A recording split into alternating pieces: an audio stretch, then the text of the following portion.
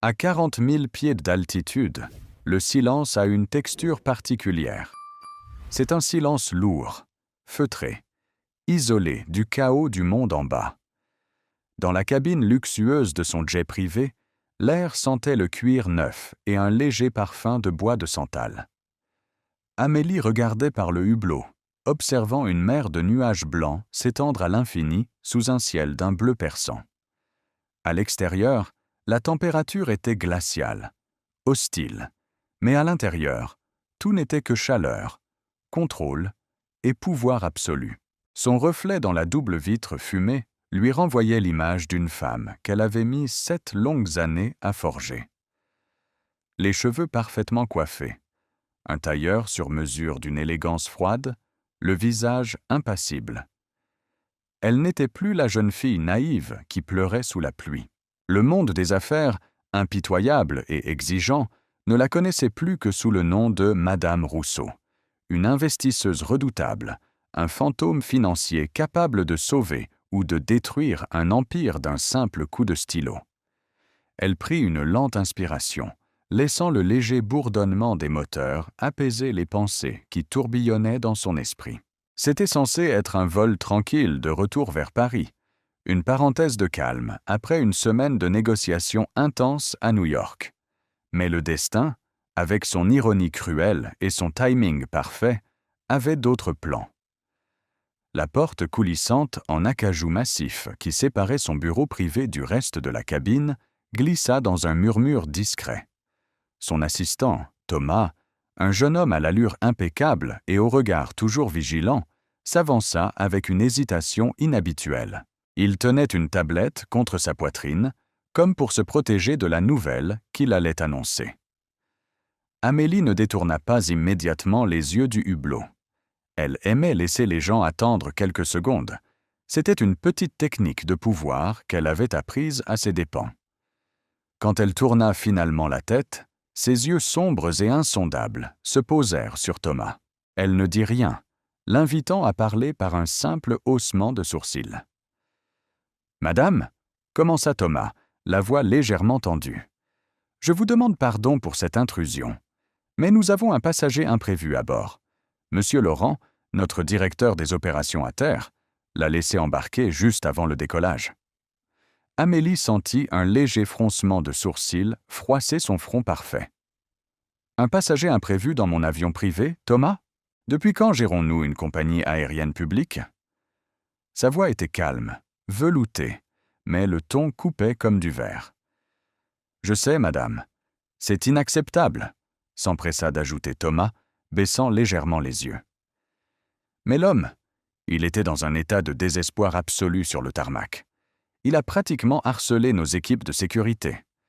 Il prétend que son entreprise va s'effondrer d'ici vendredi si vous ne lui accordez pas 5 minutes de votre temps.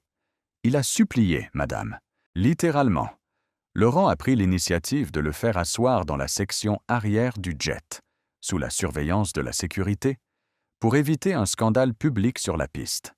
L'homme est prêt à tout pour un financement de secours. Amélie soupira doucement, croisant ses jambes avec grâce. Le désespoir des hommes d'affaires en faillite ne lui était pas inconnu. Elle voyait souvent ces hommes puissants se briser, pleurer et implorer quand leur château de cartes financiers commençait à s'effondrer. Elle y trouvait même, parfois, une justice poétique sombre. Mais elle n'aimait pas qu'on force sa porte, encore moins dans son sanctuaire aérien. « Quel est le nom de cette entreprise qui vaut qu'on prenne mon avion en otage ?» demanda-t-elle en prenant une gorgée d'eau gazeuse dans un verre en cristal lourd. Thomas regarda sa tablette. « Le groupe Valois, madame. Secteur immobilier de luxe. » Le verre s'arrêta à quelques millimètres des lèvres d'Amélie. Le monde autour d'elle sembla ralentir d'une fraction de seconde. Ses doigts se resserrèrent autour du cristal sculpté, avec une force telle que ses jointures blanchirent. Valois.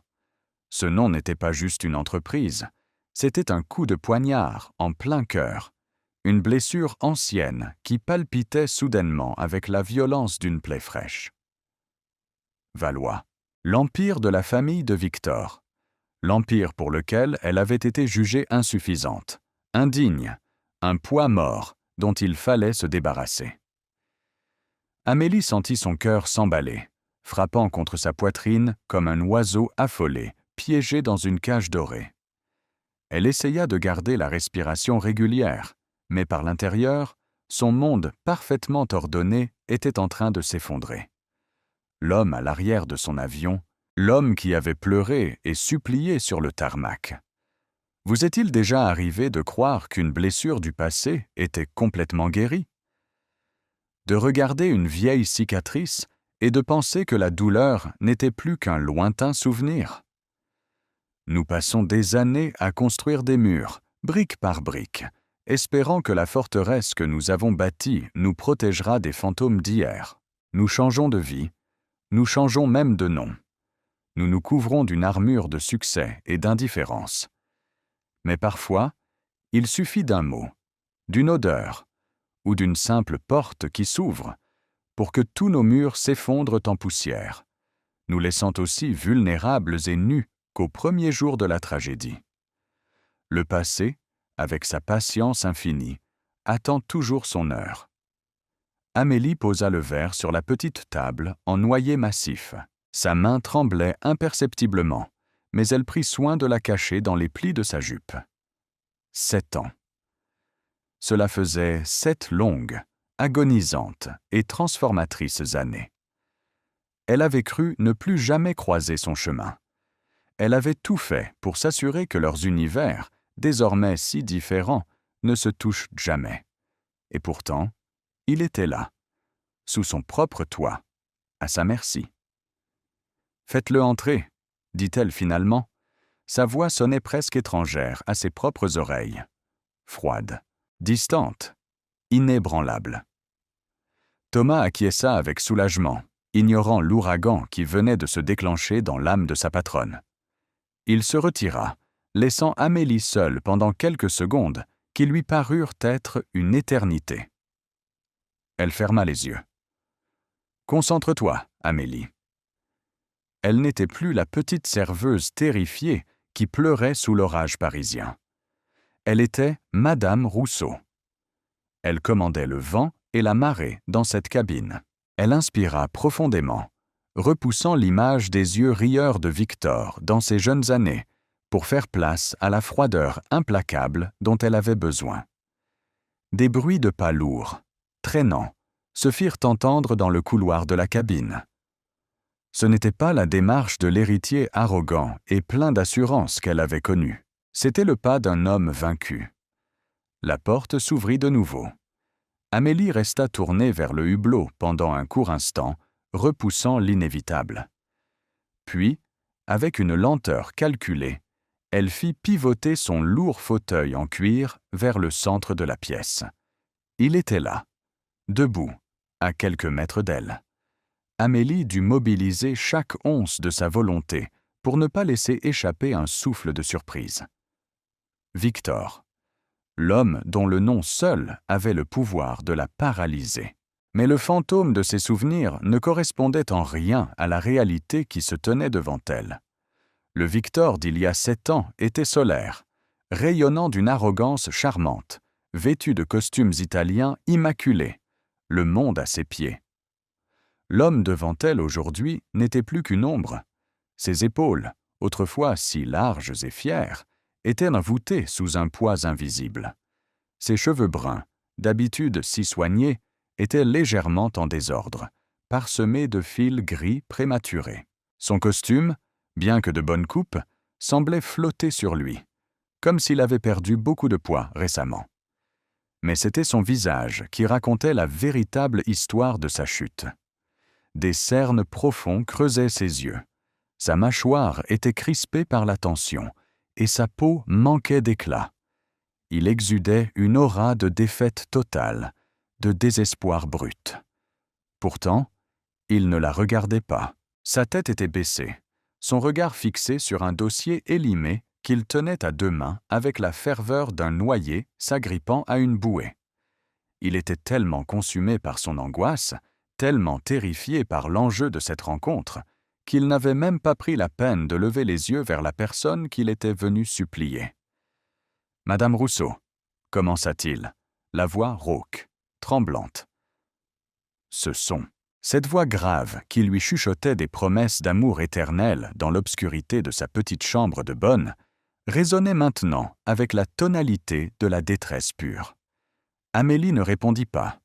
Elle le laissa parler dans le silence oppressant de la cabine. Son silence n'était pas un jeu, c'était une nécessité. Si elle ouvrait la bouche à ce moment précis, elle risquait de trahir l'immense raz-de-marée émotionnel qui la submergeait. Elle le regardait avec une intensité presque douloureuse, observant chaque détail de sa ruine.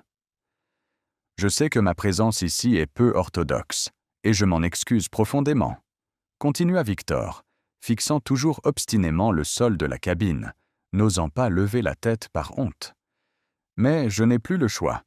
Les banques nous ont coupé les vivres ce matin. Mes créanciers exigent un remboursement immédiat que je ne peux pas honorer. Le groupe Valois, une entreprise que ma famille a mise des générations à construire, est sur le point d'être liquidé. » Il prit une respiration tremblante, comme si les mots lui brûlèrent la gorge.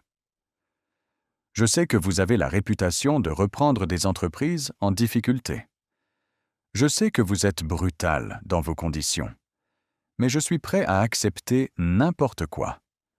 N'importe quel taux d'intérêt. N'importe quelle cession de parts. Je suis prêt à vous céder la majorité du conseil d'administration. Je vous en prie, madame. Il ne s'agit pas seulement de moi. Il s'agit de centaines d'employés qui perdront tout d'ici la fin de la semaine à cause de mes erreurs, à cause de ma stupidité. » Le mot « stupidité » se perdit dans un sanglot étouffé qu'il ravala rapidement. Amélie sentit une étrange contraction dans son estomac. La colère, l'amertume, la tristesse se mélangeaient dans un cocktail toxique. Il parlait de stupidité. Si seulement il savait à quel point il avait été stupide 7 ans plus tôt. Il parlait d'employés qui allaient tout perdre, de l'héritage de sa famille. Cette même famille qu'il avait jugée comme une moins que rien, une tache sur leur réputation immaculée. Elle se souvint, avec une clarté insoutenable, de la mère de Victor, assise dans ce salon de thé luxueux du faubourg Saint-Honoré. Son regard froid et dédaigneux glissant sur les vêtements modestes d'Amélie. « Vous êtes une distraction mignonne pour mon fils, ma petite. Mais Victor est destiné à régner sur un empire. Il ne peut pas s'encombrer d'un passif tel que vous. Vous n'appartenez pas à notre monde. Prenez ce chèque et disparaissez. C'est la seule chose utile que vous puissiez faire pour lui. » Amélie n'avait pas pris le chèque, mais elle avait disparu. Victor n'avait rien fait pour la retenir. Il s'était tenu là, lâche, les mains dans les poches, détournant le regard, validant par son silence chaque mot cruel de sa mère. Il avait choisi l'empire plutôt que l'amour. Il avait choisi la sécurité financière plutôt que la loyauté. Et maintenant, cet empire bien-aimé pour lequel il l'avait sacrifié n'était plus que cendre. Et lui, l'héritier doré, mendiait la charité dans un avion en plein ciel. L'ironie était si violente, si parfaite, qu'elle en devenait presque suffocante. Amélie se pencha légèrement en avant. Le cuir de son fauteuil crissa dans le silence tendu. Elle posa ses mains, aux ongles parfaitement manucurés, sur la surface polie du bureau. « Vous parlez beaucoup de vos erreurs, monsieur Valois, » dit-elle lentement, mesurant chaque syllabe. Sa voix était comme de la glace glissant sur de l'acier. Calme, implacable.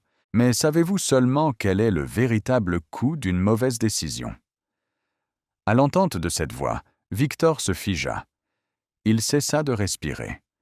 C'était imperceptible d'abord, juste une raideur soudaine dans ses épaules voûtées. Les mots avaient une cadence, un timbre qu'il connaissait. Un murmure du passé qui n'avait rien à faire dans la bouche d'une redoutable milliardaire de la finance. Ses doigts tremblèrent violemment, froissant les bords du dossier qu'il tenait. Il ne voulait pas lever les yeux. Son instinct de survie lui hurlait de continuer à regarder le sol, de ne pas affronter la lumière crue de la vérité. Mais c'était impossible. La voix l'appelait depuis les profondeurs de ses propres regrets. Lentement, avec l'hésitation d'un homme qui marche vers le peloton d'exécution, Victor releva la tête. La lumière du soleil, filtrant à travers le hublot, illuminait le visage d'Amélie d'un éclat presque irréel. Elle soutenait son regard sans ciller, le visage d'une impassibilité absolue, cachant la tempête d'émotions qui faisait rage derrière ses yeux sombres. Les yeux de Victor rencontrèrent les siens. Il y eut un silence d'1 seconde, puis 2. Une éternité silencieuse durant laquelle l'univers de Victor bascula complètement. L'air sembla quitter ses poumons d'un seul coup. Le sang déserta son visage, le rendant pâle comme la mort. Ses lèvres s'entr'ouvrirent, cherchant de l'oxygène, cherchant un mot de déni, mais rien ne sortit. Il cligna des yeux, 1 fois, 2 fois, comme si la fatigue et le stress lui jouaient une hallucination cruelle. Il voyait l'élégance froide, l'assurance royale de Madame Rousseau, mais sous ce masque de pouvoir, les traits familiers ne trompaient pas. La courbe de ses lèvres, la forme de ses yeux, la petite cicatrice à la base de son sourcil gauche, là où elle s'était cognée en riant trop fort un soir sur les quais de la Seine. C'était elle, la fille sans le sou qui l'avait brisée, la femme dont le souvenir le hantait dans ses nuits sans sommeil, le fantôme de son plus grand échec moral. Le lourd dossier rempli de chiffres et de bilans comptables glissa de ses mains engourdies et s'écrasa sur le tapis épais de la cabine dans un bruit sourd, éparpillant des feuilles de papier comme des espoirs brisés autour de ses pieds. Il recula d'1 pas, chancelant, ses jambes semblant ne plus pouvoir soutenir le poids de son propre corps et de sa propre honte. Il s'appuya d'une main tremblante contre la boiserie en acajou pour ne pas s'effondrer. « Amélie ?» Le prénom s'échappa de ses lèvres comme un murmure étranglé, une prière profanée. Il ne l'avait pas prononcée à voix haute depuis des années. L'entendre maintenant résonner dans cet espace luxueux avait quelque chose de profondément surréaliste. Amélie resta immobile. Elle ne sourit pas. Elle ne pleura pas. Elle continua simplement à le regarder, absorbant le choc, l'incrédulité et le désespoir absolu qui déformait le visage de l'homme qui avait autrefois été le centre de son univers. Elle sentit une larme solitaire menacer de se former au coin de son œil, mais elle cligna rapidement pour la dissiper. Elle ne lui accorderait pas le luxe de ses larmes. Il ne les méritait pas. Plus maintenant.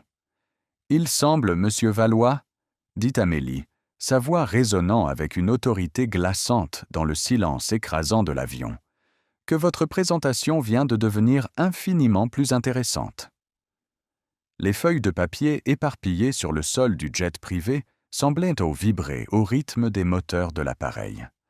Dans le silence suffocant qui avait suivi la déclaration d'Amélie, chaque seconde s'étirait, lourde, chargée d'une électricité invisible. Victor restait figé, les yeux écarquillés, incapable d'assimiler la réalité qui se dressait devant lui. L'air majestueux de Madame Rousseau se superposait violemment au souvenir d'un sourire timide sous la pluie parisienne. Amélie ne détourna pas le regard, mais derrière le masque d'impassibilité qu'elle avait mis des années à perfectionner, une faille venait de s'ouvrir. L'odeur de l'angoisse de Victor, mêlée au parfum subtil du cuir de la cabine, la transporta brutalement en arrière. Le temps, cette illusion que l'on croit maîtriser, se replia sur lui-même, l'aspirant dans un vertige vertigineux. C'était une sensation étrange que d'être physiquement à 40 000 pieds d'altitude tout en ayant l'âme brusquement ramenée sur les pavés humides d'une ruelle parisienne, 7 ans plus tôt. Avez-vous remarqué comment notre esprit archive la douleur? Il ne la range pas dans des boîtes étanches. Il la cache dans des détails minuscules. Une odeur de café torréfié. Le bruit d'un parapluie qui s'ouvre. La sonnerie lointaine d'une cloche d'église. Nous croyons avancer. Nous croyons oublier. Jusqu'à ce qu'un de ces détails frôle nos sens. et soudain, la blessure saigne avec la même intensité qu'au premier jour. 7 ans plus tôt, Amélie n'avait ni jet privé, ni tailleur sur mesure, ni cette aura qui faisait trembler les banquiers de Wall Street. Elle avait 22 ans, des cernes creusées par des nuits blanches à réviser ses cours d'économie, et des mains abîmées par l'eau chaude et les détergents du petit bistrot de Montmartre, où elle enchaînait les services pour payer sa minuscule chambre de bonne. Sa vie était un exercice d'équilibrisme constant, une équation mathématique terrifiante où chaque centime comptait. Puis, Victor était entré dans le bistrot un après-midi de novembre, fuyant une averse soudaine. Il avait l'insouciance de ceux qui n'ont jamais eu à regarder le prix sur un menu. Il portait un manteau en cachemire, dont le prix aurait pu payer une année entière du loyer d'Amélie, et un sourire qui promettait que le monde entier n'était qu'un vaste terrain de jeu. Leur histoire avait commencé par un café renversé, des excuses maladroites, et un regard qui s'était attardé un peu trop longtemps. Il avait été charmé par sa vivacité, son refus de se laisser impressionner par son nom de famille. Elle avait été séduite par la chaleur qu'il dégageait, par l'illusion de sécurité qu'il offrait. Dans ses bras, pour la première fois de sa vie, Amélie n'avait plus froid. Il l'emmenait marcher sur les quais de la Seine la nuit, lui parlant de ses rêves de transformer l'empire immobilier familial en quelque chose de moderne, de respectueux. Il la regardait comme si elle était la pièce manquante de son univers. Mais l'univers de Victor n'était pas un conte de fées. C'était une forteresse gardée par des dragons en tailleur Chanel. Le souvenir du jour où tout s'était brisé s'imposa à l'esprit d'Amélie avec une clarté insoutenable, chassant le décor du jet privé. C'était un mardi après-midi, dans le salon de thé d'un palace de l'avenue Montaigne. L'air y sentait la vanille, le thé rare et l'argent ancien. Le tintement de la porcelaine fine contre les soucoupes en argent ressemblait à un carillon funèbre. Amélie portait sa seule robe décente, achetée d'occasion, qu'elle avait repassée 3 fois ce matin-là. Ses mains moites serraient son sac à main sous la table. Face à elle, Madame Éléonore Valois, la mère de Victor. Une femme d'une élégance glaciale, dont le regard bleu acier disséquait Amélie comme un biologiste examinerait un insecte nuisible. Victor était assis à côté de sa mère. Il fixait la nappe brodée, ses épaules voûtées. Il ne tenait pas la main d'Amélie. Ce petit détail, ce vide spatial entre eux sur la banquette en velours, avait été la première fissure dans le cœur de la jeune femme. « Soyons pragmatiques, mademoiselle », avait commencé Éléonore, la voix parfaitement posée, sans élever le ton, ce qui la rendait d'autant plus terrifiante. « Mon fils a toujours eu un penchant pour la charité et les causes perdues. C'est un trait charmant, mais dangereux pour les affaires. » Amélie avait senti sa gorge se serrer. Elle avait cherché le regard de Victor, cherchant une lueur de protestation, un murmure de défense. Mais Victor regardait toujours la nappe. Sa mâchoire était crispée. « Vous êtes intelligente, je vous l'accorde », avait continué la matriarche en remuant gracieusement son thé avec une petite cuillère en argent. Mais dans notre monde, l'intelligence sans réseau, sans lignée et sans capital, n'est rien d'autre qu'une curiosité. Le groupe Valois traverse une période charnière. Victor doit épouser quelqu'un qui consolidera notre position. Une alliance stratégique. Vous, ma petite, vous êtes un passif. Une ancre attachée à la cheville d'un homme qui doit voler. Le mot avait claqué comme un coup de fouet. Un passif. Dans la tête d'Amélie, étudiante en économie, ce mot avait une définition claire. Une dette, une charge, quelque chose qui diminue la valeur d'une entreprise. Entendre ce terme appliqué à son amour, à sa propre existence, l'avait physiquement coupé le souffle. « Dites-lui, Victor », avait ordonné doucement sa mère en posant sa main baguée de diamants sur le bras de son fils. L'instant qui avait suivi avait défini le reste de la vie d'Amélie. Elle avait attendu. Le monde s'était arrêté.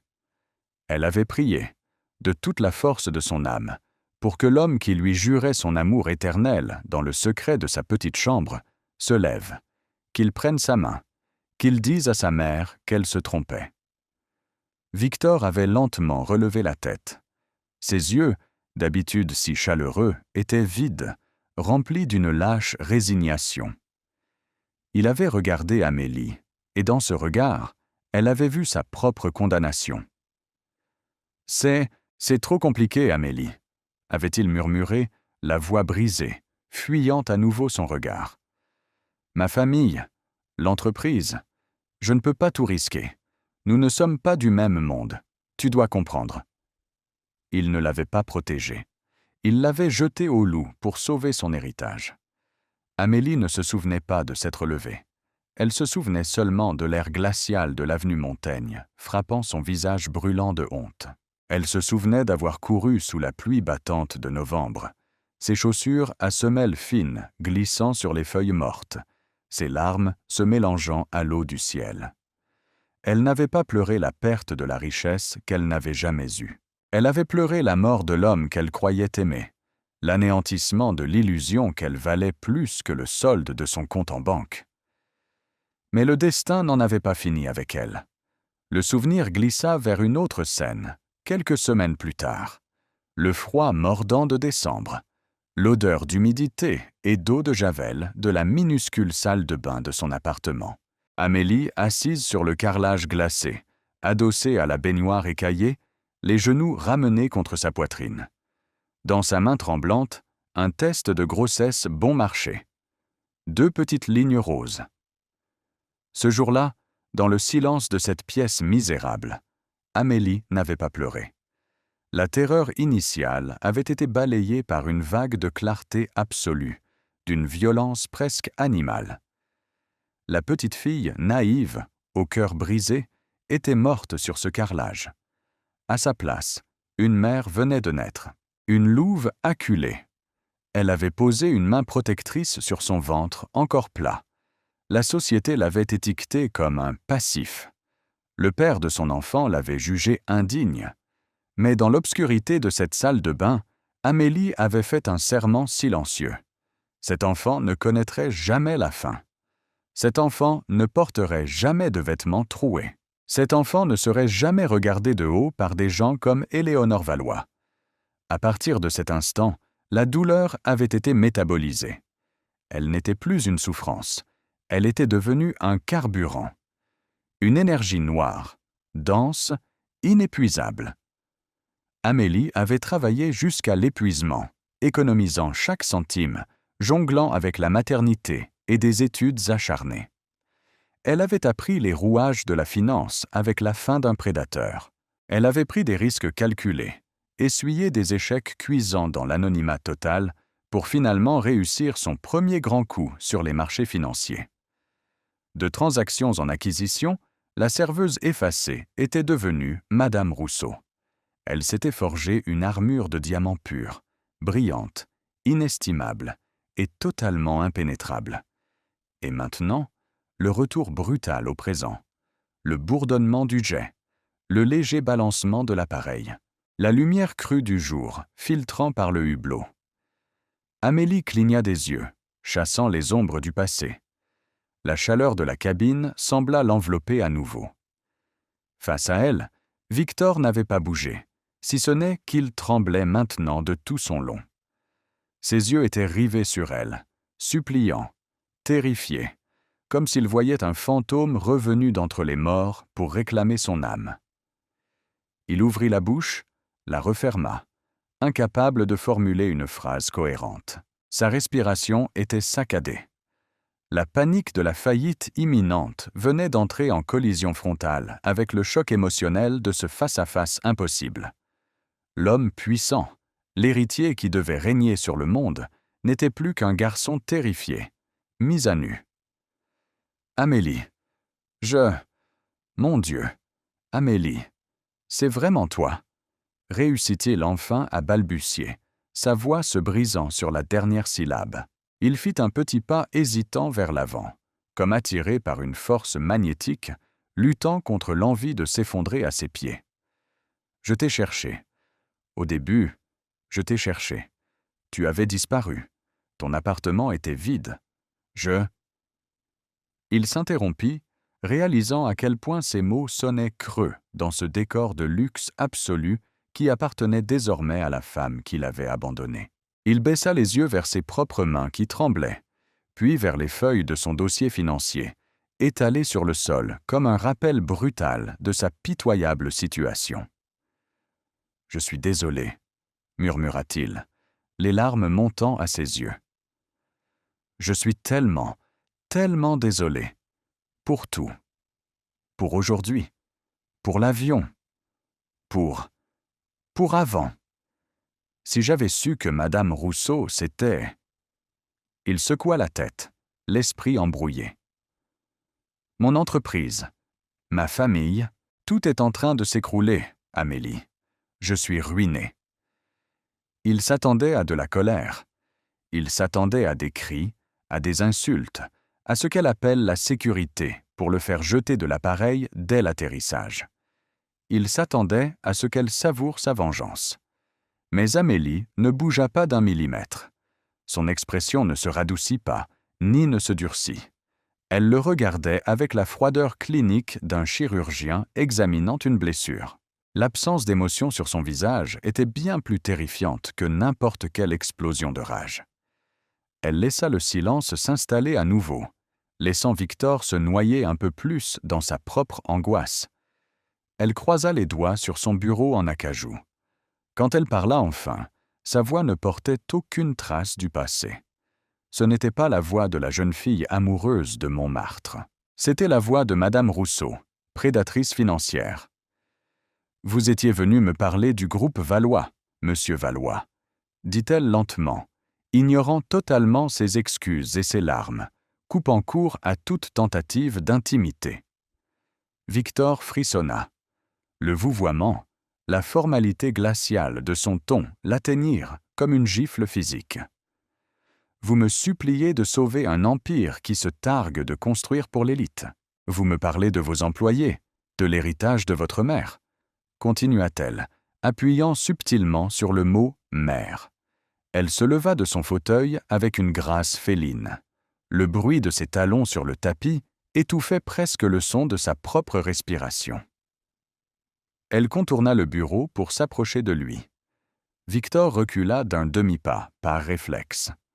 Elle s'arrêta à moins d'1 mètre, son parfum coûteux remplaçant soudain l'odeur de cuir de la cabine. Elle le fixa dans les yeux. Le regard de l'héritier vacilla sous la puissance du sien.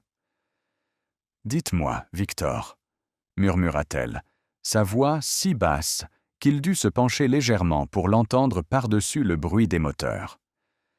Comment se fait-il qu'un homme prétendument destiné à régner, un homme pour qui on a sacrifié ce qu'il y avait de plus pur pour garantir un avenir radieux?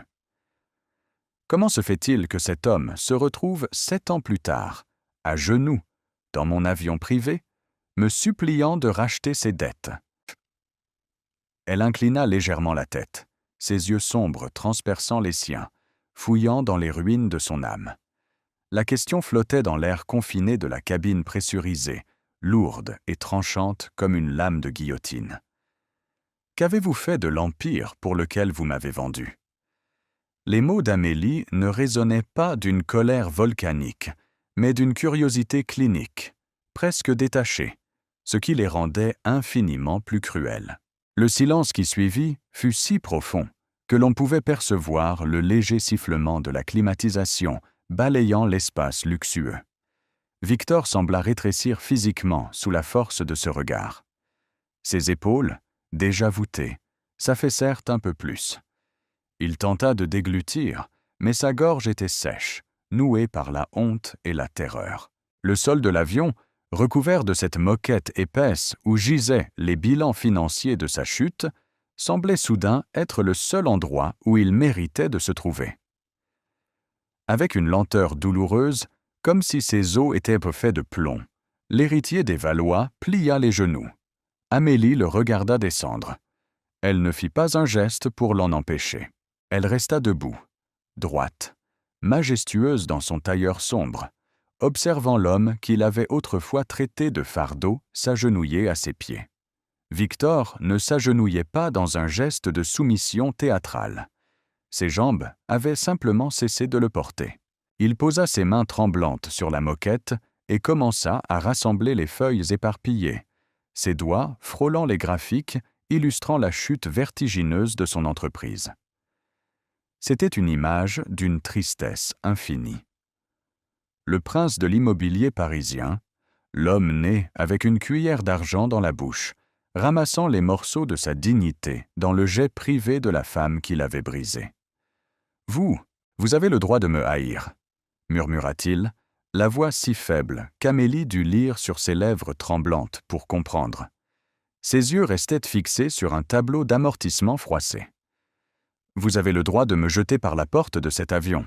Ce serait une fin plus clémente que ce qui m'attend en bas. » Amélie fit un pas en arrière, retournant lentement vers son lourd fauteuil en cuir. Elle s'y assit avec la grâce calculée d'une souveraine reprenant son trône. Elle croisa les jambes, lissant le tissu parfait de sa jupe. « Je ne vous hais pas, Victor, » répondit-elle, et à sa propre surprise, c'était la stricte vérité. La haine demande une énergie colossale, une passion brûlante.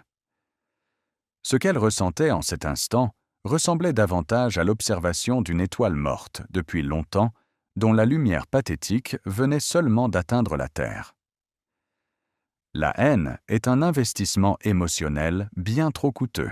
Et comme vous devriez le savoir désormais, je calcule méticuleusement mes investissements. Je veux juste comprendre.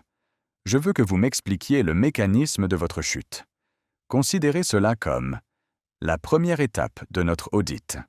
Le mot « audit » sonna comme un glas. Il ne s'agissait plus seulement d'argent. Amélie exigeait un audit de son âme, un décompte macabre des choix qui l'avaient amené à cette dévastation.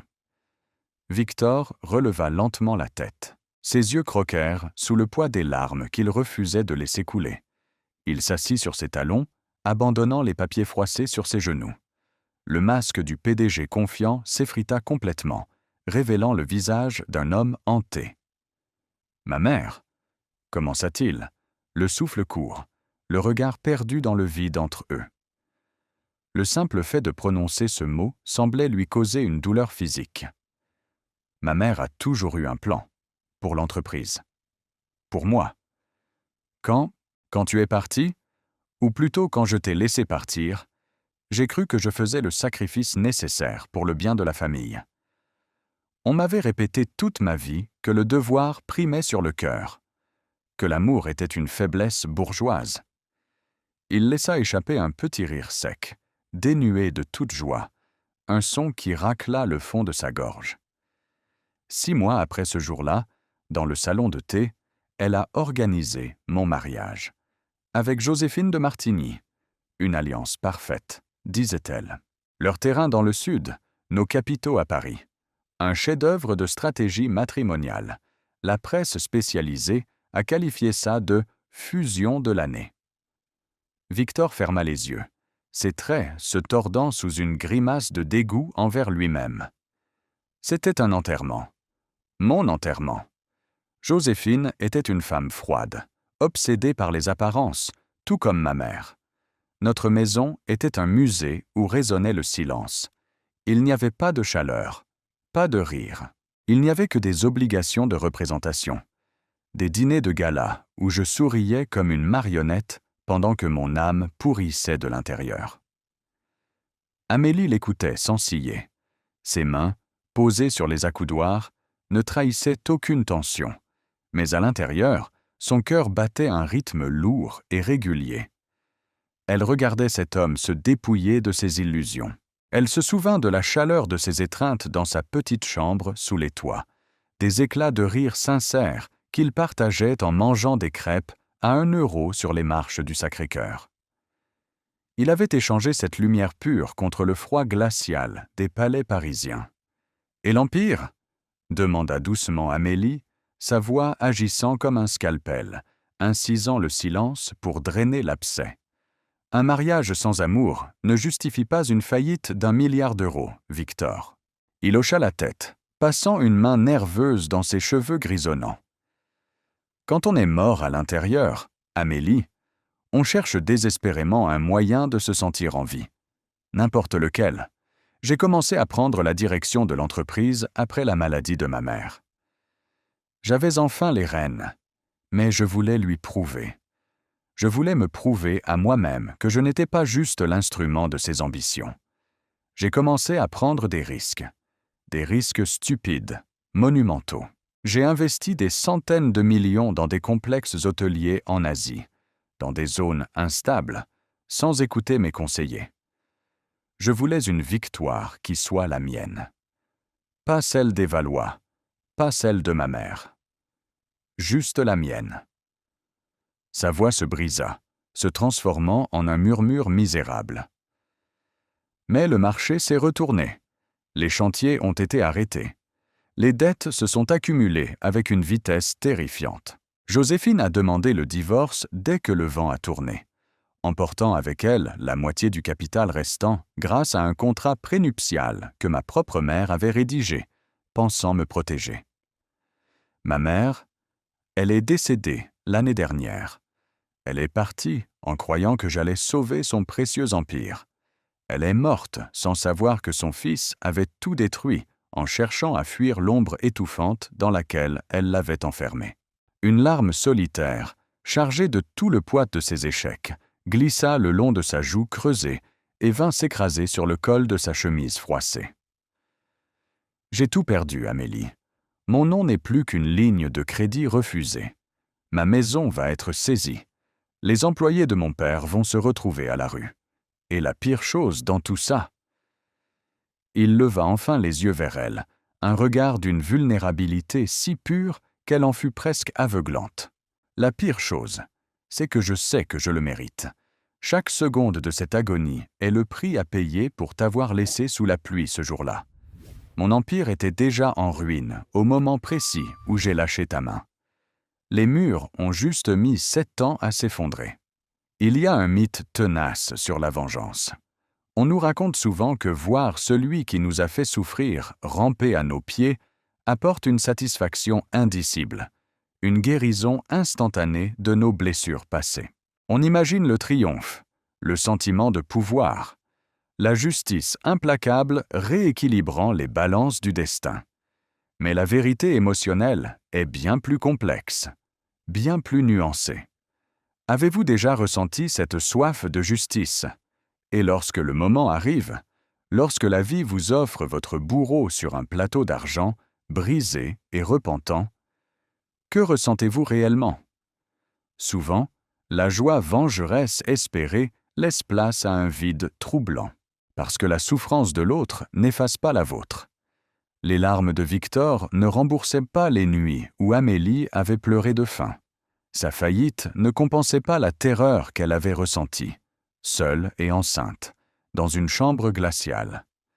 Voir cet homme détruit ne la réparait pas. Cela lui montrait simplement l'immense gâchis d'une vie qui aurait pu être belle. Le tribunal du cœur humain est le seul endroit où une condamnation à perpétuité ne soulage jamais la victime. Amélie respira profondément, l'air climatisé remplissant ses poumons. Elle regardait cet homme, agenouillé, pleurant sans bruit, dépouillé de toute son arrogance. Le garçon solaire qu'elle avait aimé n'existait plus, remplacé par cette coquille vide et tourmentée. La femme d'affaires impitoyable, Madame Rousseau, savait exactement ce qu'elle devait faire. Racheter la dette pour une bouchée de pain, démanteler le groupe Valois, liquider les actifs et réaliser un profit monstrueux, signant ainsi la fin de la dynastie qui l'avait méprisée. C'était la loi du marché. C'était la justice froide des chiffres. Mais Amélie n'était pas seulement Madame Rousseau. Sous la soie du tailleur, sous la carapace de la milliardaire, battait le cœur d'une femme qui savait ce que signifiait de tout perdre et d'avoir à se reconstruire à partir de rien. Soudain, un léger carillon résonna dans la cabine, suivi de la voix grave et rassurante du commandant de bord, s'échappant des haut-parleurs dissimulés dans les boiseries. « Madame Rousseau, nous entamons notre descente vers le domaine. Nous serons au sol dans environ 20 minutes. » Veuillez attacher votre ceinture de sécurité. » L'annonce agit comme un sortilège qui se rompt. La bulle suspendue hors du temps dans laquelle il se trouvait se mit soudain à redescendre vers la dure réalité de la terre ferme. L'inclinaison subtile de l'appareil fit glisser quelques-uns des papiers de Victor sur la moquette, les éloignant de lui. Amélie défit lentement sa ceinture de sécurité, ignorant la consigne du pilote. Elle se pencha en avant, ses yeux noirs fixant intensément Victor, qui l'observait avec l'appréhension d'un condamné attendant la lecture de sa sentence. « Ramassez vos documents, monsieur Valois, » ordonna-t-elle, le ton de sa voix ayant retrouvé une neutralité professionnelle, presque détachée, mais dénuée de la cruauté des premiers instants. « Et asseyez-vous sur ce siège. La procédure d'atterrissage exige que tous les passagers soient attachés. » Victor cligna des yeux, hébété. Il s'exécuta avec la hâte maladroite d'un écolier grondé. Ses mains tremblantes rassemblèrent les feuilles, froissant davantage les graphiques de sa ruine. Il se hissa péniblement et alla s'asseoir sur le lourd fauteuil en cuir opposé à celui d'Amélie, de l'autre côté du bureau en acajou. Il boucla sa ceinture, ses doigts s'attardant sur la boucle métallique, n'osant toujours pas lever les yeux. L'avion poursuivit sa descente. Le bruit des moteurs changea de tonalité, devenant plus grave, annonçant la confrontation imminente avec le sol. Le ciel bleu à l'extérieur des hublots fit peu à peu place à des bancs de nuages gris, puis à la campagne française, verte et vallonnée. Victor se racla la gorge, l'air terrifié par le silence qui s'était réinstallé. Il sentait que son sort était scellé, mais l'incertitude le torturait. « Madame Rousseau, Amélie, » commença-t-il, la voix suppliante. « Votre décision, allez-vous laisser l'entreprise couler ?» Amélie tourna la tête pour regarder par le hublot. Les roues du train d'atterrissage venaient de se déployer dans un sourd grondement mécanique. En bas, elle pouvait déjà apercevoir les immenses forêts bordant sa propriété privée, la longue allée bordée de chênes centenaires, et la majestueuse bâtisse de pierre blanche qui lui servait de refuge, loin du chaos de la ville. C'était son royaume, construit sur les cendres de sa douleur. Elle laissa la question de Victor flotter pendant plusieurs minutes. Elle voulait qu'il ressente le poids de l'attente, l'agonie de l'impuissance. Elle voulait qu'il comprenne que son destin financier était désormais une poussière qu'elle pouvait balayer d'un simple revers de main. Finalement, alors que l'avion approchait de la piste d'atterrissage privée, elle tourna lentement son visage vers lui. Son expression était indéchiffrable. Ni triomphe, ni pitié. Juste une résolution inébranlable. « Vous me demandez un miracle, Victor. Vous me demandez d'effacer d'un trait de plume des années de négligence, d'arrogance et de mauvaises décisions. Le marché ne pardonne pas ce genre d'erreur. Et moi non plus. » Le visage de Victor se décomposa. Il ferma les yeux, laissant échapper un long soupir résigné. Le coup de grâce avait été donné. Il allait tout perdre. Les roues du jet privé touchèrent le sol avec un léger rebond, suivi du rugissement des inversions de poussée qui freinèrent brusquement l'appareil. La force du ralentissement pressa Victor contre son siège, l'obligeant à ouvrir les yeux. Amélie n'avait pas scié. Elle se détachait déjà alors que l'avion roulait lentement sur le tarmac pour s'immobiliser devant un hangar élégant. Elle se leva, lissant son tailleur. Elle prit son sac à main posé sur un fauteuil adjacent et se tourna vers la porte de la cabine. Avant de l'ouvrir, elle s'arrêta et posa un regard énigmatique sur l'homme anéanti qui restait cloué à son siège.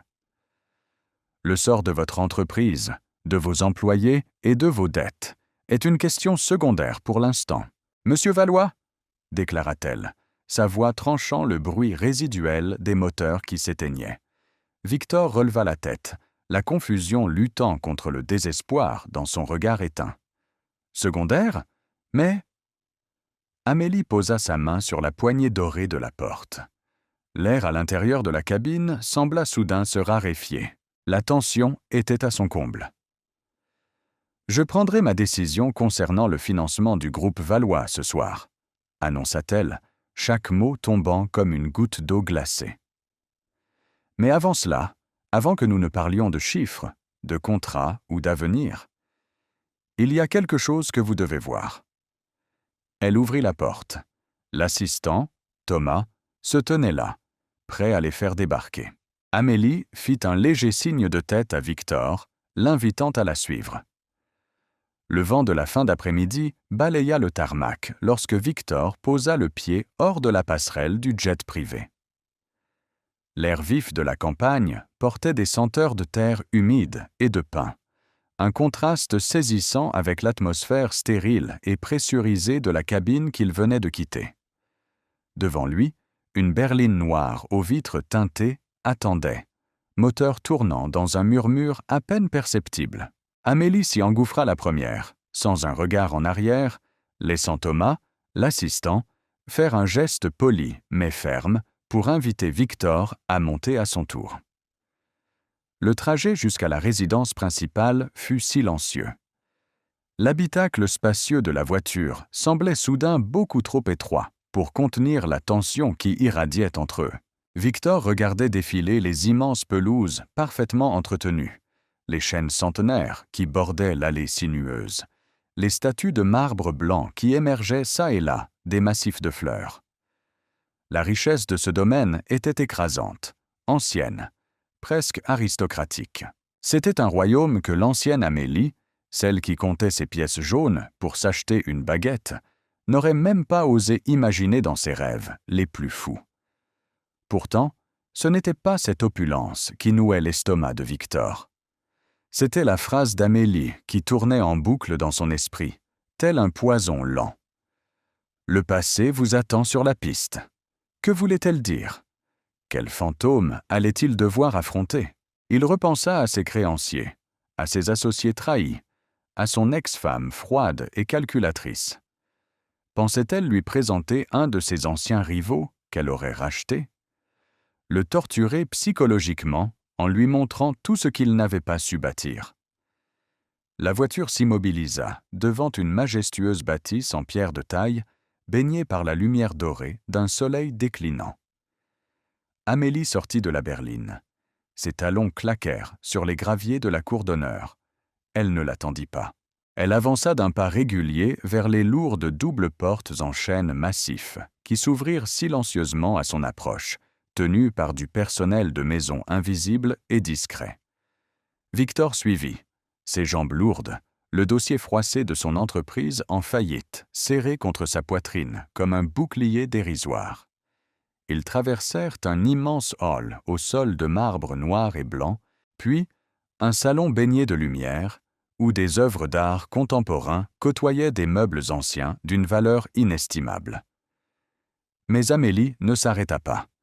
Elle continua sa marche fluide jusqu'à une série de grandes portes-fenêtres qui s'ouvraient sur les jardins arrière. Elle poussa l'une des portes. Une brise tiède s'engouffra dans la pièce, apportant avec elle le parfum sucré des rosiers en fleurs, et un son. Un son clair, cristallin, pur. Un éclat de rire. Victor se figea sur le seuil. Ce rire d'enfant, insouciant et vibrant de vie, résonnait d'une manière si étrange dans ce décor de pouvoir et de silence. Amélie s'avança sur la vaste terrasse en pierre de Bourgogne et s'arrêta, les mains croisées devant elle, le regard tourné vers la pelouse. « Venez, Victor, » murmura-t-elle, sans se retourner. Sa voix avait perdu le tranchant de la femme d'affaires. Elle semblait soudain fatiguée, chargée d'une émotion qu'elle contenait à grand-peine. Lentement, avec l'appréhension d'un homme marchant vers l'échafaud, Victor franchit le seuil et vint se placer à quelques mètres d'elle. Il suivit la direction de son regard. Là, à une trentaine de mètres, sous les branches protectrices d'un immense saule pleureur, se trouvait un petit garçon. Il devait avoir environ 6 ans. Il portait une salopette en jean et un t-shirt blanc, les genoux tachés d'herbes fraîches. Il courait maladroitement après un épagnol doré, brandissant un petit avion en bois dans sa main droite, imitant le bruit d'un moteur avec ses lèvres. Ses éclats de rire s'envolaient dans l'air du soir, emplissant le jardin d'une magie pure et innocente. Avez-vous déjà réfléchi à la notion du temps perdu? Nous pensons souvent au temps en termes d'heures, de jours, d'années. Nous pleurons les opportunités professionnelles manquées, les investissements non réalisés. Mais la véritable tragédie de l'existence humaine ne réside pas dans les comptes en banque asséchés. Elle réside dans les premières fois que nous ne vivrons jamais. Les premiers pas, les premiers mots, les nuits de fièvre passées à veiller dans l'obscurité.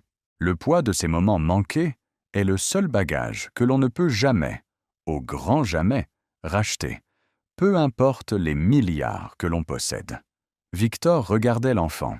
Son esprit cartésien, habitué à lire des bilans financiers complexes, mettait un temps anormalement long à traiter l'information. Un enfant. Amélie avait un enfant. Le petit garçon s'arrêta de courir, essoufflé, et se tourna vers la terrasse. Il leva la tête, cherchant sa mère du regard pour lui montrer son jouet. Le soleil couchant frappa son visage, illuminant ses traits avec une clarté impitoyable. La respiration de Victor s'arrêta net. Ses poumons refusèrent de fonctionner. Ses mains se mirent à trembler si violemment que le dossier financier glissa de ses doigts, s'écrasant une fois de plus, oublié, sur les dalles de pierre de la terrasse. Il y avait des choses que l'on pouvait nier, mais il y a des vérités si absolues, si viscéralement ancrées dans la biologie, qu'elles brisent toutes les barrières du déni en une fraction de seconde. Les cheveux bruns, légèrement bouclés sur le front. La forme de la mâchoire, déjà volontaire malgré la rondeur de l'enfance. Mais surtout, les yeux. Ces grands yeux d'un brun profond, parsemés de petits éclats dorés, légèrement tombant au coin. C'était un miroir impitoyable et magnifique, tendu vers le passé. L'équation mathématique se forma dans l'esprit de Victor, avec la violence d'un accident de voiture. 7 ans depuis leur séparation. 9 mois de grossesse. Un petit garçon de 6 ans. Mon Dieu! Le murmure s'échappa de la gorge de Victor dans un râle d'agonie. Ce n'était pas une expression. C'était une prière d'un homme qui réalisait soudain qu'il était en enfer. Il recula d'un pas, chancelant, portant une main tremblante à sa bouche. Son cœur battait à tout rompre contre ses côtes, menaçant de les briser. Il regarda l'enfant, puis Amélie, puis à nouveau l'enfant. Son monde entier, ses certitudes, ses excuses, tout venait d'être pulvérisé. « Il s'appelle Léo », dit doucement Amélie, brisant le silence lourd qui les enveloppait. Elle ne le regardait pas, ses yeux ne quittèrent pas la silhouette de son fils. La voix de Victor était si étranglée qu'elle en devenait inaudible. Il est... Oui, Victor, trancha Amélie, sa voix prenant soudain une texture de velours sombre, chargée du poids de 1000 nuits de solitude. C'est ton fils. La vérité, prononcée à voix haute, agit comme un coup de grâce. Les genoux de Victor cédèrent. Il s'effondra sur les dalles froides de la terrasse, atterrissant durement sur le sol. Il ne sentit pas la douleur de l'impact. Il ne sentit que le vide sidéral qui venait de s'ouvrir sous lui. Non, gémit-il, se recroquevillant sur lui-même, les mains agrippant ses propres cheveux avec désespoir. Non, ce n'est pas possible. Pourquoi? Pourquoi tu ne m'as rien dit? Amélie pivota lentement. Elle regarda l'homme brisé à ses pieds. La justice émotionnelle était là, totale, écrasante, mais elle n'apportait aucun sourire sur ses lèvres. « Te le dire ?» répéta-t-elle, le ton dangereusement bas, vibrant d'une colère froide et ancienne. « Te le dire à toi, l'homme qui est resté silencieux pendant que sa mère me traitait de déchet? L'homme qui a préféré sauver le prestige d'une entreprise plutôt que de protéger la femme qu'il aimait? » Elle fit un pas vers lui, l'ombre de sa silhouette recouvrant Victor. Je l'ai découvert 3 semaines après que tu m'as abandonné sous la pluie sur l'avenue Montaigne. J'étais seul, Victor. J'avais 22 ans. Mon compte en banque était vide, et je pleurais chaque nuit dans une chambre de bonne non chauffée. J'aurais pu venir te supplier. J'aurais pu me traîner devant les grilles de ton manoir familial et implorer la charité des Valois pour cet enfant. Elle prit une profonde inspiration, ses poings se serrant le long de son corps. Mais je me suis souvenu de tes yeux ce jour-là. Vides, lâches. Tu nous avais déjà jugés comme des fardeaux avant même de savoir qu'il existait. Alors, j'ai fait un choix. J'ai choisi de préserver Léo de ta faiblesse. J'ai choisi de construire un empire, non pas pour le pouvoir, mais pour m'assurer que jamais, au grand jamais, mon fils n'aurait à se sentir inférieur face à des gens comme vous. Les mots d'Amélie s'abattaient sur Victor, comme des coups de marteau sur du verre brisé. Chaque syllabe détruisait un peu plus l'illusion qu'il avait de lui-même. « Tu te plaignais de ton mariage sans amour, Victor, » continua-t-elle, impitoyable. « Tu te plaignais de la pression de ton entreprise. Sais-tu ce qu'est la vraie pression? C'est de devoir choisir entre acheter du lait maternisé ou payer l'électricité. C'est de travailler 18 heures par jour, d'étudier la nuit avec un bébé fiévreux dans les bras, en tremblant de peur à l'idée de ne pas y arriver. Pendant que tu signais des contrats de plusieurs millions pour te prouver que tu existais, je lavais le sol de cabinet d'avocats pour avoir le droit de m'asseoir à leur table quelques années plus tard. Tu as sacrifié ta famille pour ton entreprise. J'ai sacrifié ma jeunesse pour la mienne. » Victor sanglotait ouvertement. Les larmes brûlantes coulaient sur son visage décomposé, tombant sur la pierre de Bourgogne. Il n'y avait plus d'héritier valois. Il n'y avait plus de PDG. Il n'y avait qu'un homme misérable, confronté à l'immensité de son propre désastre. « J'ai tout raté », murmura-t-il entre 2 sanglots déchirants. « J'ai raté sa naissance, ses premiers mots. J'ai tout détruit. Mon entreprise est morte, ma vie est vide, et j'ai abandonné la seule chose pure qui ait jamais existé dans mon existence. » À ce moment précis, un mouvement attira le regard d'Amélie. Léo avait remarqué la présence de cet homme effondré sur la terrasse de sa mère. Avec la curiosité innocente des enfants, il avait lâché son petit avion en bois et s'approchait lentement, l'épagnole trottinant sur ses talons. Amélie se figea. Son instinct sans maternel lui hurla de s'interposer, de renvoyer Léo à l'intérieur pour le protéger de cette scène tragique. Mais quelque chose la retint. Peut-être était-ce le besoin de voir jusqu'où irait la chute de Victor, ou peut-être, au fond d'elle-même, l'infime lueur d'une vérité qui devait éclater au grand jour. « Maman » appela la petite voix claire, résonnant dans le silence pesant. Victor s'arrêta de respirer.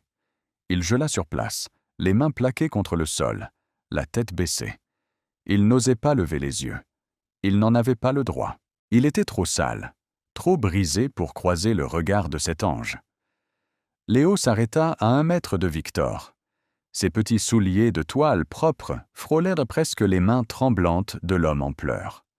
L'enfant pencha légèrement la tête sur le côté, observant la scène avec une perplexité touchante. « Pourquoi le monsieur pleure, maman? Il s'est fait mal ?» demanda Léo, sa voix empreinte d'une douceur naturelle qui serra douloureusement le cœur d'Amélie. Victor ferma les yeux si fort que cela lui fit mal. Le monsieur. L'entendre l'appeler ainsi était la pire des tortures, pire que 100 faillites, pire que l'humiliation publique. Il était un étranger pour son propre sang. Poussé par un instinct d'une pureté désarmante, Léo fit un pas de plus. Il s'accroupit devant Victor. Ses petites mains, douces et potelées, s'approchèrent avec hésitation. Puis, l'une d'elles vint se poser doucement sur le bras crispé de son père. « Faut pas pleurer, monsieur. Si tu as perdu quelque chose, on peut chercher avec mon chien. Il trouve tout. » Le contact de la petite main de Léo sur son bras eut l'effet d'une décharge électrique à travers le corps de Victor. Une vague de chaleur et de douleur si intense le submergea qu'il dut se mordre violemment la lèvre pour ne pas hurler.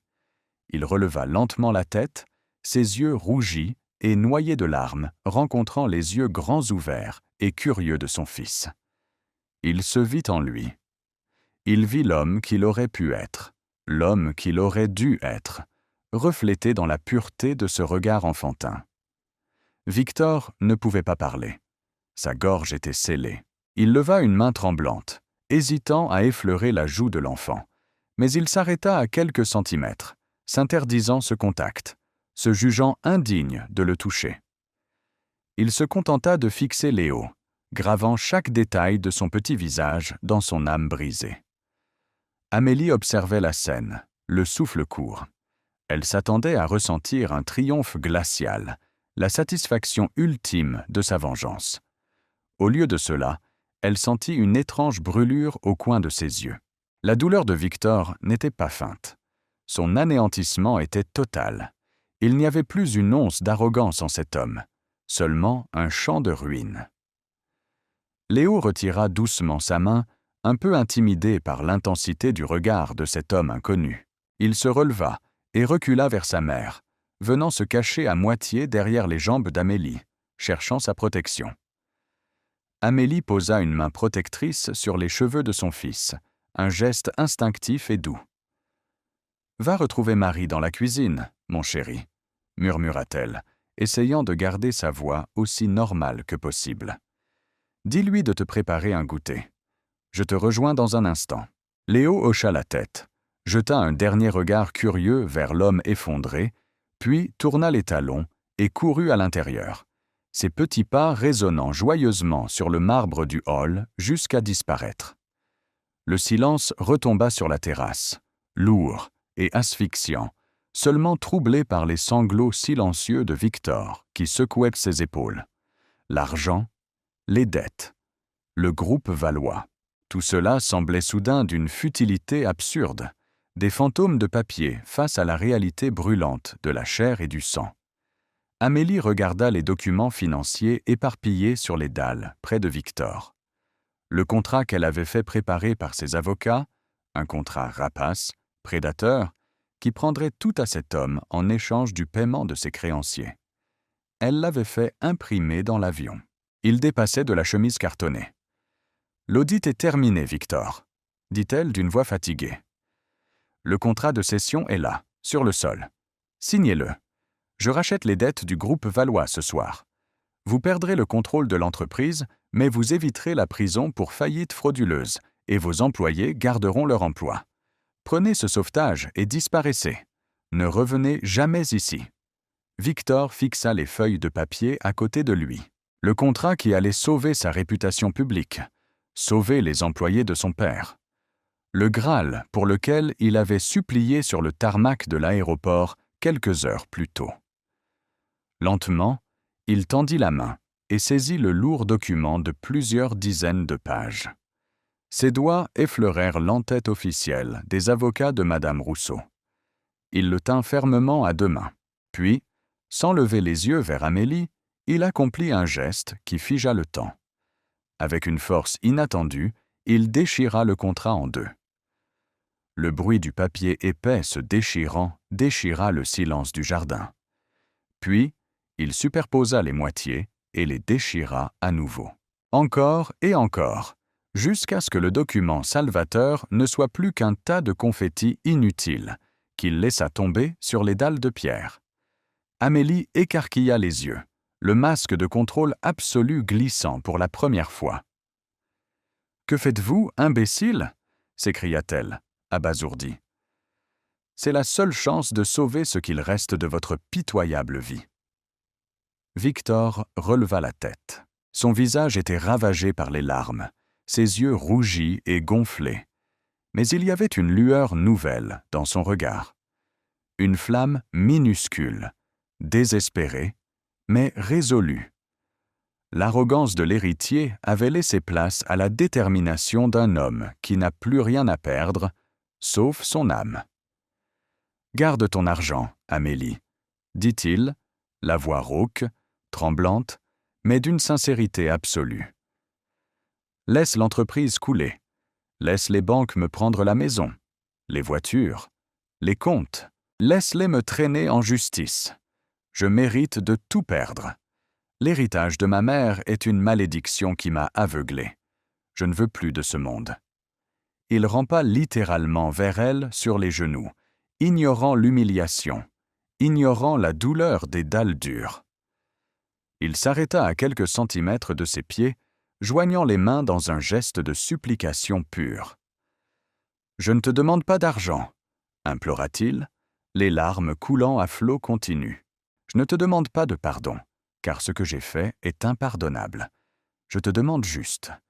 Je te supplie, Amélie, laisse-moi une chance de lui prouver, de te prouver, que je peux être autre chose qu'un lâche. » Il posa son front sur le sol en pierre, juste devant les chaussures d'Amélie, complètement brisées, offrant la seule chose qui lui restait, son entière vulnérabilité. Le vent du soir se leva, balayant la terrasse en pierre de Bourgogne et emportant avec lui les confettis du contrat déchiré. Ces petits morceaux de papier, qui valaient des milliards, voltigeaient gaiement sur la pelouse immaculée, symbole dérisoire d'un empire qui n'existait plus. Amélie baissa les yeux vers l'homme prosterné à ses pieds. Le front de Victor reposait toujours sur la pierre froide, ses épaules secouées par des tremblements incontrôlables. Elle avait passé 7 ans à imaginer ce moment. Dans ses fantasmes de vengeance, elle le voyait pleurer, elle le voyait ramper, et elle le repoussait d'un coup de talon méprisant avant de retourner à son monde de pouvoir. Mais la réalité de la souffrance humaine est une chose étrange. Face à l'anéantissement total de l'homme qu'elle avait passionnément aimé, Amélie ne ressentit aucune joie. Le vide qu'elle pensait combler par cette vengeance restait béant. Elle réalisa, avec une clarté vertigineuse, que la destruction de Victor ne réparerait jamais la jeune fille brisée sous la pluie. Le pardon n'est pas une décision instantanée. Ce n'est pas un interrupteur magique que l'on bascule pour effacer la douleur. C'est un chemin escarpé, plein de ronces et de doutes. C'est accepter de regarder la cicatrice sans vouloir l'arracher. Et parfois, le premier pas sur ce chemin consiste simplement à ne pas donner le coup de grâce. Lentement, Amélie recula d'un pas. Le bruit de son talon sur la pierre fit tressaillir Victor. « Relevez-vous, Victor !» ordonna-t-elle, sa voix dépourvue de colère, mais d'une fermeté absolue. Il obéit péniblement, ses genoux écorchés par la dureté du sol, le visage ravagé, les yeux rougis, n'osant toujours pas affronter son regard. « Vous avez déchiré votre seule bouée de sauvetage, » continua-t-elle, observant son visage décomposé. « Demain, à l'ouverture des marchés, les banques saisiront tout. Votre maison, vos comptes, les biens de votre famille, la presse vous traînera dans la boue. Vous deviendrez un paria dans cette ville qui vous vénérait hier encore. Vous n'aurez plus rien. »« Je sais, » murmura-t-il, la voix brisée, mais curieusement apaisée. « C'est le prix. » Amélie croisa les bras sur sa poitrine, formant une barrière protectrice autour de son propre cœur qui battait beaucoup trop vite. « Vous m'avez demandé une chance de lui prouver, de me prouver, qui vous pouvez être. Très bien. Mais écoutez-moi attentivement, Victor. Vous ne mettrez pas un pied dans la vie de mon fils en tant que fantôme de l'héritier valois. Si vous voulez espérer, un jour, croiser le regard de Léo sans qu'il ne vous appelle « monsieur », vous allez devoir tout reconstruire. Brique par brique. Dans la boue. Sans réseau, sans nom de famille, sans pitié. Je ne vous aiderai pas. Je ne vous sauverai pas. Et à la moindre erreur, au moindre signe de lâcheté, la porte de ce domaine se refermera à tout jamais. Victor ferma les yeux. Une nouvelle cascade de larmes silencieuses inondant ses joues. Mais cette fois, ce n'étaient pas des larmes de désespoir. C'étaient les premières larmes d'une libération terrifiante. Il hocha lentement la tête, acceptant les conditions de son propre purgatoire. Les mois qui suivirent furent un spectacle d'une violence inouïe pour le microcosme parisien. La chute du groupe Valois fit les gros titres pendant des semaines. Comme Amélie l'avait prédit, les créanciers se jetèrent sur l'entreprise comme des charognards. Les huissiers saisirent le manoir familial historique, les voitures de sport, les tableaux de maître. Victor fut convoqué par les juges, traîné dans les tribunaux, dépouillé de tout ce qui avait constitué son identité depuis sa naissance. Pendant ce temps, depuis le sommet de sa tour de verre à la Défense, Madame Rousseau observait. Elle recevait des rapports discrets de ses enquêteurs privés. Elle s'attendait à ce que Victor craque. Elle s'attendait à ce qu'il fuit à l'étranger, qu'il sombre dans l'alcool ou qu'il aille mendier un poste subalterne chez l'un de ses anciens amis riches. Mais le rapport de la 6e semaine la laissa sans voix. Victor n'avait sollicité personne. Il avait loué un minuscule studio sous les toits, dans une banlieue ouvrière de l'Est parisien, un endroit où l'ascenseur était perpétuellement en panne et où les murs transpiraient l'humidité. Et surtout, l'ancien PDG, qui ne jurait que par des costumes sur mesure, avait trouvé un emploi. Il avait été embauché comme simple ouvrier de chantier pour une petite entreprise de rénovation. L'image de Victor, les mains couvertes d'ampoules, portant des sacs de ciment de 30 kilos sous la pluie glaciale de novembre, provoqua un séisme dans les certitudes d'Amélie. Il ne jouait pas la comédie. Il n'y avait pas de caméra, pas de public pour applaudir son humilité. Il expiait réellement ses fautes dans le silence, la sueur et la douleur physique. Le rapport mentionnait également qu'il mettait méticuleusement de côté un tiers de son misérable salaire mensuel sur un compte bloqué, sobrement intitulé « Pour l'avenir de elle ». Au bout de 6 mois de ce régime implacable, Amélie prit son téléphone. Elle composa le numéro de la carte prépayée que Victor utilisait désormais. La rencontre eut lieu un samedi après-midi, dans un parc public de la périphérie, loin des dorures et des jardins à la française de son domaine. Le ciel était gris, l'air piquant. Amélie était assise sur un banc en bois usé, emmitouflée dans un long manteau de laine. Léo jouait dans le bac à sable à quelques mètres d'elle, absorbé par la construction d'un château éphémère.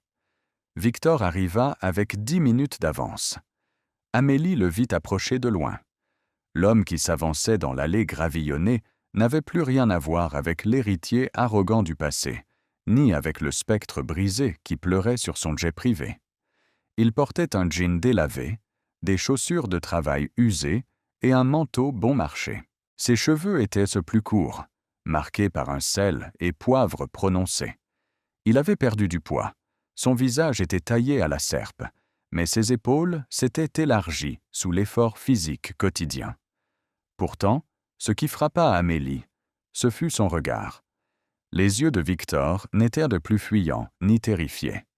Ils étaient clairs, ancrés dans la réalité. Il portait la fatigue d'un homme qui se lève à 5 heures du matin pour casser des murs, mais aussi la dignité de celui qui a cessé de se mentir à lui-même. Il s'arrêta à quelques pas du banc, gardant une distance respectueuse. Ses mains, larges et calleuses, étaient enfouies dans ses poches. « Bonjour, Amélie », dit-il d'une voix calme. « Bonjour, Victor. » Elle lui fit un léger signe de tête, lui indiquant l'autre extrémité du banc. Il s'assit prudemment, comme s'il craignait de salir le bois. Pendant un long moment, ils restèrent silencieux, regardant tous les deux la petite silhouette de Léo qui s'acharnait sur son château de sable. « Il a grandi », murmura Victor, la voix chargée d'une émotion contenue. « Oui, les enfants font ça. » Amélie gardait un ton neutre, observant les réactions de l'homme à côté d'elle. « Je vous accorde 1 heure. Il ne sait pas qui vous êtes. Pour lui, vous êtes Victor, un vieil ami que j'ai retrouvé. Ne brusquez rien. S'il pose des questions, vous restez vague. S'il a peur, vous partez. Suis-je clair ? » « Cristalline, » répondit-il en hochant la tête, la gratitude irradiant de chaque pore de sa peau. Il se leva lentement et s'approcha du bac à sable. Amélie sentit son cœur se serrer, prêt à bondir à la moindre fausse note. Mais il n'y eut pas de fausse note. Victor s'accroupit dans le sable, ruinant le bas de son jean sans y prêter la moindre attention. Il ne s'imposa pas. Il prit simplement un petit seau en plastique rouge abandonné et commença à le remplir de sable avec un sérieux papal. Léo s'arrêta de jouer, l'observa un instant avec ses grands yeux curieux, puis, reconnaissant l'homme qui pleurait dans le jardin des mois plus tôt, il lui sourit timidement et lui tendit une petite pelle jaune. Pendant 1 heure, sous le regard attentif de la femme d'affaires impitoyable, l'ancien milliardaire déchu et le petit garçon construisirent les fondations d'un château de sable.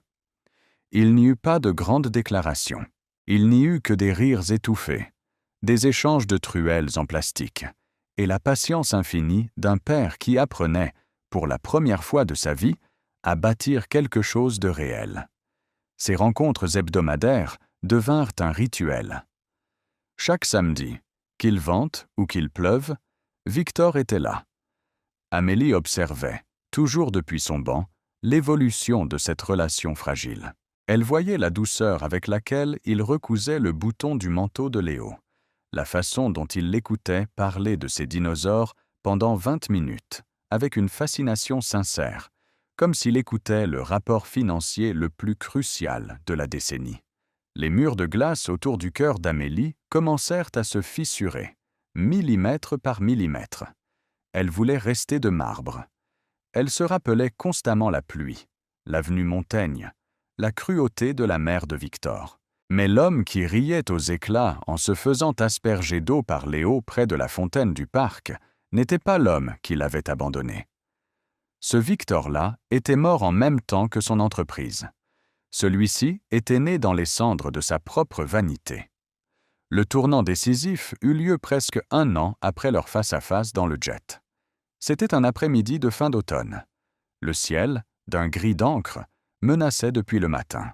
Ils étaient dans le parc, marchant tous les 3 le long de l'étang. Léo marchait entre eux, tenant une longue branche qu'il traînait sur le sol, en imaginant être un explorateur. Soudain, sans prévenir, le ciel se déchira. Une pluie diluvienne, glacée et violente, s'abattit sur eux. En une fraction de seconde, le vent se leva, transformant la promenade en un déluge aveuglant. Amélie sentit la panique la gagner. Ce n'était pas seulement l'eau, c'était le déclencheur. L'odeur de la terre mouillée, le froid mordant sur sa peau, le bruit des gouttes s'écrasant sur les feuilles. Elle fut instantanément ramenée 7 ans en arrière. Elle n'était plus Madame Rousseau. Elle était la jeune fille, terrifiée et seule, abandonnée sous l'orage. Sa respiration se bloqua dans sa gorge. Victor ne réfléchit pas une seconde.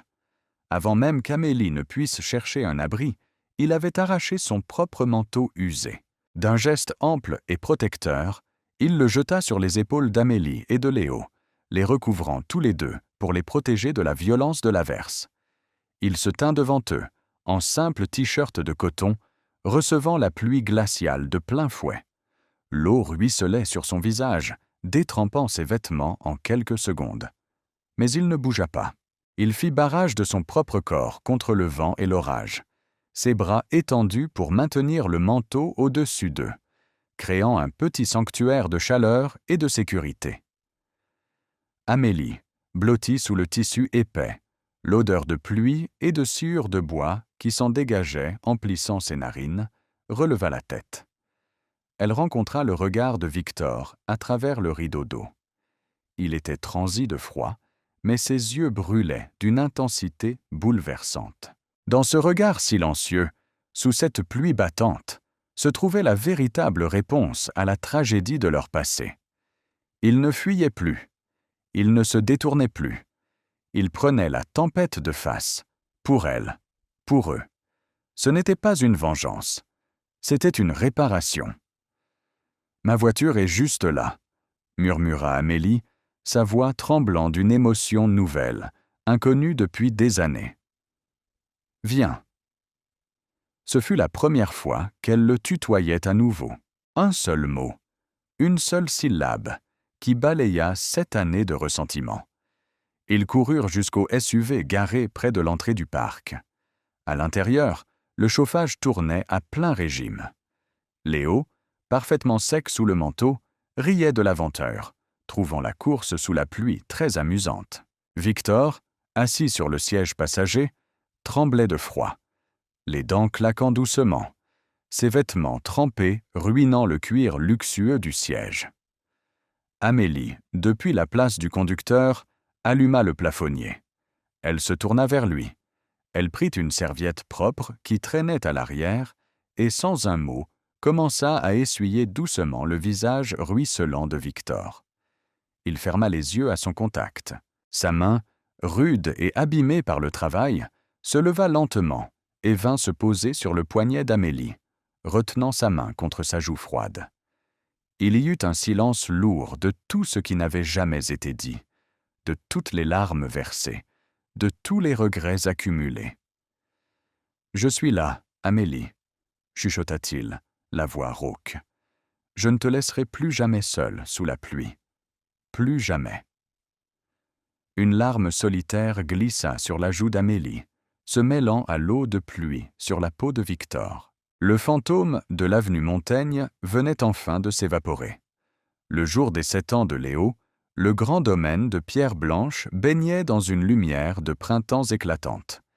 Il n'y avait pas de traiteur de luxe, pas de photographe de presse, pas de foule mondaine. Juste une grande table dressée dans le jardin, sous les branches du saule pleureur, décorée de ballons colorés et d'une nappe en papier. Victor n'était pas venu en tant que visiteur d'une heure. Il avait passé l'après-midi à aider à installer les guirlandes, perché sur un escabeau, riant avec l'enfant. Il portait une chemise simple, propre mais modeste. Les cernes sous ses yeux avaient disparu, remplacées par les rides d'expression d'un homme qui a réappris à sourire. Quand le soleil commença à décliner, teintant le ciel de teintes orangées, Amélie s'approcha de Victor. Elle lui fit un signe de tête imperceptible. C'était le moment qu'ils préparèrent depuis des semaines avec l'aide d'un pédopsychiatre. Ils appelèrent Léo et s'assirent tous les trois sur une grande couverture étalée sur l'herbe. Le silence du jardin semblait retenir son souffle. Amélie prit la petite main de son fils. Elle regarda Victor, puis Léo. Son visage rayonnait d'une sérénité qu'elle pensait avoir perdue à jamais. « Léo, mon cœur, » commença-t-elle doucement. « Tu sais que Victor vient jouer avec nous depuis très longtemps maintenant. Tu m'as souvent demandé où était ton papa, pourquoi il n'était pas avec nous quand tu étais petit. » Léo hocha la tête, ses grands yeux naviguant entre sa mère et l'homme assis face à lui. Victor avait les mains serrées l'une contre l'autre, retenant sa respiration, terrifié à l'idée de voir le rejet dans les yeux purs de l'enfant. Parfois, les grandes personnes font des erreurs, Léo, de grosses erreurs, parce qu'ils ont peur ou parce qu'ils sont perdus, continua Amélie, sa voix remplie d'une compassion infinie. Et parfois, il faut beaucoup de temps et beaucoup de courage pour réparer ces erreurs. Victor n'est pas juste un ami de maman, mon chéri. Elle posa sa main sur l'épaule tendue de Victor. Victor est ton papa. Il est revenu de très loin pour être avec nous. Léo cligna des yeux. Il regarda Victor. Le silence dura une éternité. Le vent bruissa doucement dans les feuilles du saule. L'esprit de l'enfant assimilait cette information colossale avec la simplicité bouleversante propre à son âge. Il ne pensait pas aux milliards perdus, aux années d'absence, aux trahisons passées. Il pensait à l'homme qui construisait des châteaux de sable avec lui sous la pluie, à l'homme qui recousait ses boutons, à l'homme qui le regardait toujours comme s'il était la chose la plus précieuse de l'univers. Un sourire immense, éclatant de joie pure, illumina le visage de Léo. « C'est vrai ?» demanda-t-il, la voix tremblante d'excitation. Victor ne put retenir un sanglot de soulagement. Les larmes inondèrent son visage alors qu'il hochait frénétiquement la tête, incapable de prononcer une seule syllabe. Léo ne posa pas d'autres questions. Il se jeta simplement en avant, entourant le cou de Victor de ses petits bras, enfouissant son visage dans son cou. « Je savais que tu étais spécial, » murmura l'enfant.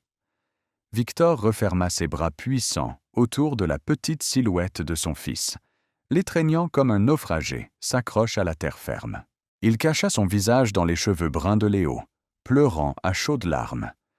Il pleurait la perte de ses années d'aveuglement, mais surtout, il pleurait la grâce infinie de cet instant. Il n'était plus un PDG, il n'était plus un héritier. Il était, enfin, un père. Amélie regardait la scène à travers un voile de larmes. Elle sentit une chaleur douce et réconfortante envahir sa poitrine. Le tribunal de son cœur venait de rendre son verdict. La dette était effacée. Le passé était pardonné. Non pas parce que Victor avait remboursé ce qu'il lui devait.